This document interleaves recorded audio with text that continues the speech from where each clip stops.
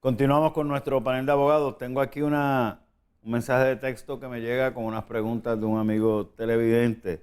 Lamentablemente, de la manera que está escrito, no lo podemos descifrar correctamente, y como estamos hablando de un aspecto legal, de seguro social, de unos beneficios, de unos niños, etcétera, etcétera, se nos hace imposible responsablemente poderle reaccionar. De la manera que está redactado y la información que nos están brindando, la recomendación, porque lo compartí con los abogados en la pausa, me informan que lo que debe hacer es visitar a un abogado Sí, lo antes claro. posible para que le Ujú. asesore responsablemente, teniendo toda la información a mano. Con la que tenemos, no podemos nosotros reaccionar Claro. aquí. Déjame aclarar que tú dices que no está bien redactado, pero le pasa a casi todos los clientes muchas veces, en la ansiedad de su caso, pues el proceso de redacción no es un proceso común y corriente para uno decir cuál es mi queja. Por eso es que es importante que se interactúe con el Exacto. abogado, porque a veces datos que pueden parecer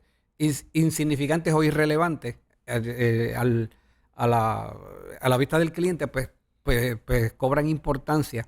O sea que no se sienta regañado a la persona, No que es que no piense está bien redactado por la que- manera que está escrito, sí, es sí, que la información de la a, manera que se expresa pues a veces es se media necesita. conflictiva, y Exacto. necesitamos que los abogados Ajá. necesitan más información para Claro, poderle contestar claro, responsablemente. claro. Cuando digo que está mal redactada, es que la información legal, Sí, sí, está un poco conflictiva y no pueden opinar al respecto. No, y también hay que aclarar que como hay se están estableciendo números sobre aportaciones, hay menores envueltos, yo me trato de ser un poquito cuidadoso en ese sentido porque como hay unos números envueltos, eso pues lo sí, no determinan crear una otras expectativa, circunstancias y sí. no quiero crear ninguna expectativa que sea otra realidad, porque Seguro Social tiene unos parámetros para proveer unos beneficios a esos menores y la ley de asume tiene otros parámetros respecto a ese tipo de situaciones. Y hay que ser cuidadoso, por eso es que tienen que ir a orientarse. Bien importante, en eso queremos ser bien responsables con ustedes.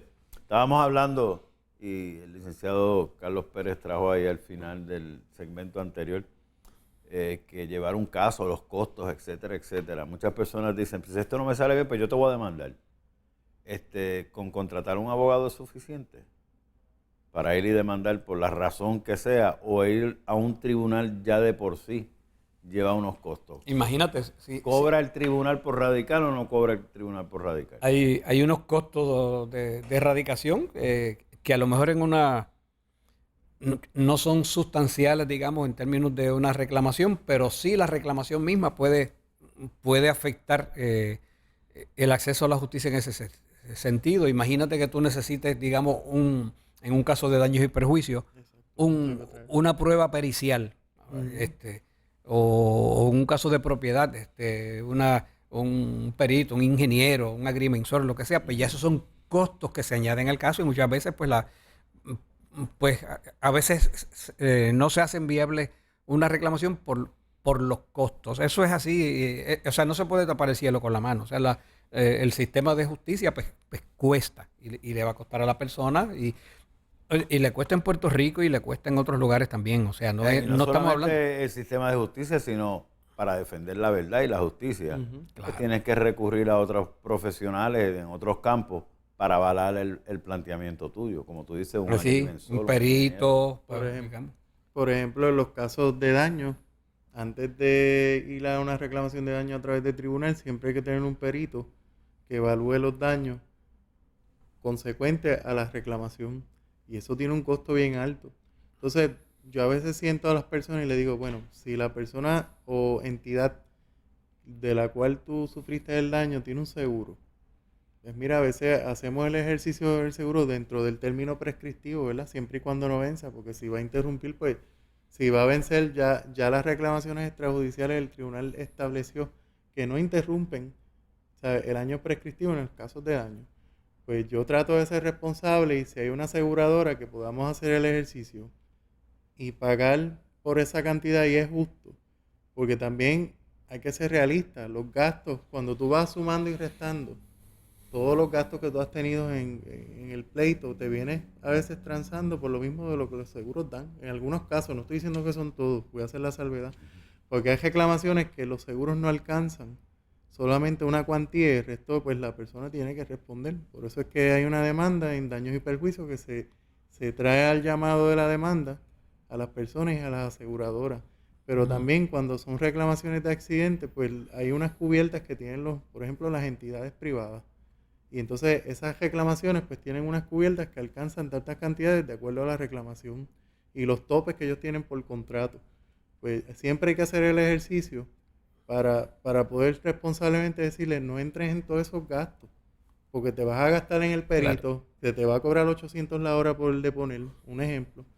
Vas a tener que hacer las deposiciones que son costosísimas, porque eso hay que tener una persona que transcriba, que se contrata para que transcriba todas esas deposiciones, entre un sinnúmero de gastos que surgen, porque son pleitos caros, además de que a veces están muchos años en los tribunales, y eso costo efectivamente. Nosotros no, porque nosotros tenemos nuestros contratos profesionales con los clientes y vamos a tener nuestras tarifas y al final de cuentas, si la reclamación se gana, pues hay unos porcientos que se cobran de esa indemnización, pero la realidad es que si vamos a llevar a un ejercicio a una persona que es una angustia también mental y estamos buscando salud mental, a veces hay que ser responsable y si hay aseguradía y otros remedios, buscarlo siempre. Claro. Y aclaro también que esos costos judiciales son recuperables contra una parte perdidosa que no haya prevalecido vía lo que el tribunal llama costas y se somete lo que se llama un memorando de costas. Estos fueron los gastos en que incurrí y eso se puede reclamar contra la parte perdidosa, pero eso no da lugar. Si pierde. Sí, claro. Eso no, en Puerto Rico no existe una causa de acción judicial por los gastos judiciales. Es decir, si tú me demandas a mí, pues yo no te puedo contrademandar porque me estás haciendo gastar chavos en ese pleito que tú me estás demandando. No, yo te puedo contrademandar por otras razones, porque tenga una causa distinta, pero no es que, no, porque me estás haciendo gastar chavos aquí, no, eso ahí no nace una causa de acción. Eso yo lo puedo recuperar en su día. Si tú no prevaleces en tu reclamación, entonces yo digo, pues mira, pues Inserni no prevaleció en este caso que me demandó y entonces estos fueron mis gastos en este caso. Y entonces se somete vía costas en el mismo pleito. Pero también está la otra parte, cuando es frívola. Cuando es frívola y la otra parte, tú lo demandaste y frívolamente esa demanda no tenía una causa de acción, la persona puede reclamar contra ti esos gastos que tuvo. Y esa se llama por vía honorarios por temeridad. Temeridad. Es una partida aparte, sí, también. Sí, alguien que le dio el gusto de demandarte por demandarte porque tiene los recursos y lo voy a demandar y yo sé que tú no tienes recursos, pierde, entonces tú puedes venir y decirle, mira, yo tuve que incurrir por la irresponsabilidad tuya de llevarme a un tribunal en estos gastos y ahora se les exigen a través del juez, obviamente, ¿no? Y eso es importante que el público sepa que tú no demandas por demandar. O sea, hay que tener mucho cuidado cuando nosotros entramos las causas. Por eso es que también los profesionales que estamos del lado de acá tenemos que estar sentados escuchando a ese cliente, anotando, analizando si verdaderamente esa persona tiene legitimación o tiene una causa de acción respecto a esas reclamaciones.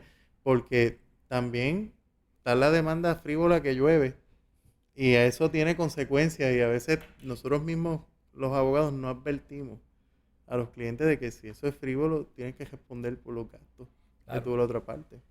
Otro aspecto, en acciones de daño y perjuicio, por ejemplo, se da un escenario, mira a ver si tú lo has escuchado, se da un escenario en la cual una parte responsabiliza a otra parte por un daño que causó. Que entró a un supermercado y el piso estaba mojado y resbalé y me caí. ¿Ve? Y entonces probablemente se puede establecer que ese acto, que el supermercado fue negligente al no poner un rótulo o lo que fuera y dejar ese piso mojado o lo que fuera y la persona resbaló y se cayó. Pero entonces ahora viene la segunda parte. ¿qué daños te causó eso? O sea, sí, resbalaste y te caíste, pero no te hiciste nada más. O sea, no tienes ningún daño permanente, no puedes establecer que tuviste un daño. Pues, ¿Y cómo tú sabes que dentro de 10 años esa caída que tuve bueno, hoy para me eso va a existen los molestar dentro de peritos. 10 años? Para eso existe tendría que haber un informe pericial que diga esta persona está como coco o esta persona tiene un daño residual, lo que sea. Y entonces, aún existiendo la negligencia, pues a lo mejor ahí tienes el daño, la angustia mental, el bochorno que pasaste, lo que fuera. Pero entonces no es lo mismo con esos mismos hechos, una persona que se cayó y se rompió la espalda. Pues ya entonces los daños es otra cosa.